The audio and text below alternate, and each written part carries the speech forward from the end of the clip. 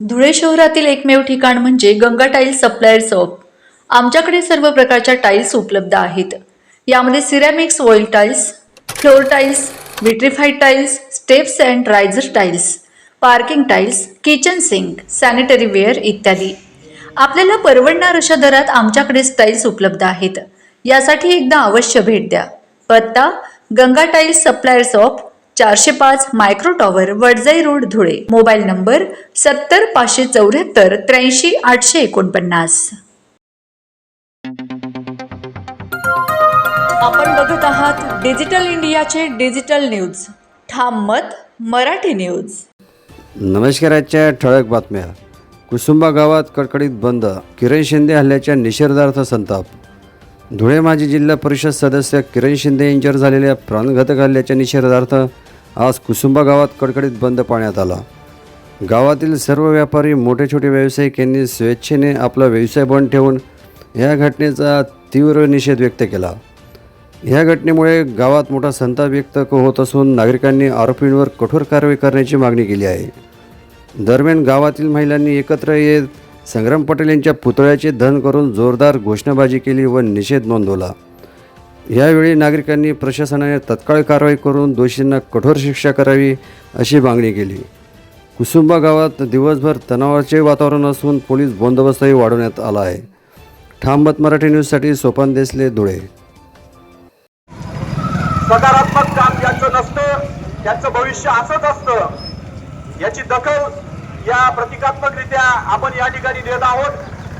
बोरसे, सौ हिमलता सुभाष बोरसे, आमचे एकमेव किरण काका हे सार्वजनिक कार्यक्रमासाठी गोताने गावाला गेले आणि त्यांच्यावर प्राणघातक हल्ला केला.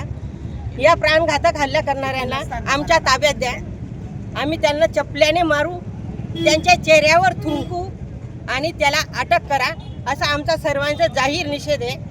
कारण की ते काका एकदम म्हणजे काका एवढे गावातले आवडते नेते आहेत आणि ते खूपच थकलेले आहेत. ते कधी कुणाला वाईट बोलणार नाहीत आणि वाईट कृत्य करणार नाहीत आणि त्यांच्यावर अशी वाईट अवस्था आली तर आम्ही त्याला सोडणार नाही. ज्यांनी त्यांच्यावर हात उगवला त्याला आमच्या ताब्यात द्या आणि आम्ही त्याचं काय करायचं ते आम्ही पुढे बघू. कोणी हल्ला केला आणि काय आता?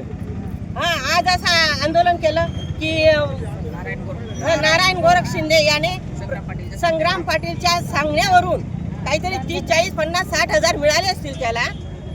त्याच्याशिवाय त्याने असं केलं नाही. कारण की संग्राम पाटील त्याच्या खांद्यावर बंदूक ठेवून गोळ्या झाडतोय, दुसऱ्यांच्या खांद्यावर बंदूक ठेवून, आणि त्याला तसं करायचं तर समोर यायला पाहिजे. आणि नारायण गोरख याने त्याला आमच्या ताब्यात द्या. त्याने हात उगवला किरण काकांवर. काका अशी व्यक्ती नाहीच आहेत. काका खूप थकलेले आहेत, आजाराने ग्रस्त झालेले आहेत आणि त्याला अटक झालीच पाहिजे. आम्ही असा जाहीर निषेध करतो. उमेश शिंदे. आज काल एका कार्यक्रमामध्ये गोताने ते साखरपुडा होता व त्या ठिकाणी जे काही तीन चार लोक होते त्यांनी पाडत ठेवून आमच्या नेत्यांवर काल जो भ्याड हल्ला केला, त्या भ्याड हल्ल्याच्या निषेधार्थ आज कुसुंबा गावातील छोटे मोठे व्यावसायिक असतील, नागरिक असतील, त्यांच्या मनात एक तीव्र भावना निर्माण झाली व त्यांनी सांगितलं की आपण कडकडीत बंद ठेवूया व सकाळी त्याच्या निषेधार्थ एक मोर्चा काढून आपण त्यांचा निषेध नोंदवूया.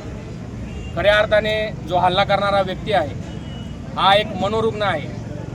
गेल्या 12-13 महिन्यापासून सतत कोणावरही अर्ज करणे, परंतु त्या मनोरुग्णाच्या नादी न लागता त्याचा खरा सूत्रधार कोण आहे व हा हल्ला कशा माध्यमातून घडवला गेला हे आपण सर्वांनी अगोदर समजून घेतलं पाहिजे.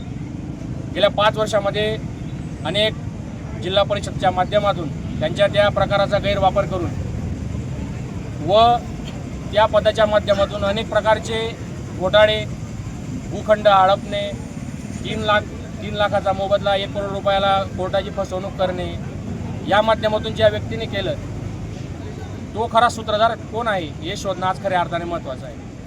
व 9 वर्ष राज्यमंत्री असलेल्या एका व्यक्तीवर हल्ला होतो व प्रशासन याची साधी दखल देखील घेत नाही.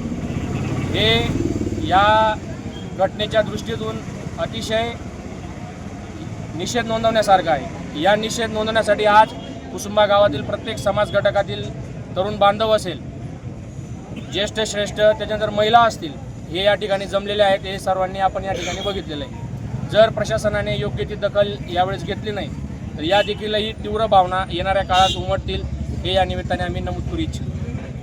महाराष्ट्रातील ताज्या घडामोडींसाठी पाहत रहा ठाम मत मराठी न्यूज. तसेच आमच्या चॅनलला लाईक, शेअर, सबस्क्राईब करायला विसरू नका.